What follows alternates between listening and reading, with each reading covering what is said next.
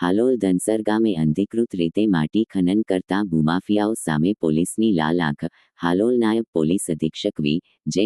રાઠોડ અને તેમની ટીમે નાઇટ પેટ્રોલિંગમાં ગોપીપુરા ગ્રામ વિસ્તારમાં હતા તે સમયે ગોપીપુરા ગ્રામ પંચાયત સામે માટી ખાલી કરતા એક હાઈવા ડમ્ફરનેના ચાલક પાસે રોયલ્ટી પાસની તપાસ હાથ ધરતા વાહન ચાલક પાસે રોયલ્ટી પાસ મળી આવેલ નહીં, જેથી સ્થળ પરથી ડમ્ફરને હાલોલ રૂરલ પોલીસને તપાસ સોંપવામાં આવી હતી.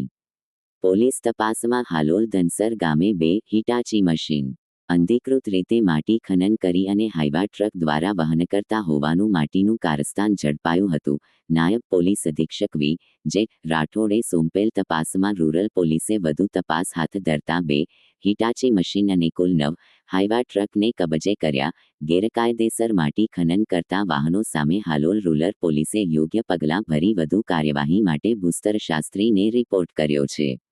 હાલોલ નાયબ પોલીસ અધિક્ષક અને તેમની ટીમે ભૂમાફિયાઓ સામે પગલાં લેતા સ્થાનિક તંત્ર અને ખનીજ વિભાગ ઊંઘતું ઝડપાયું.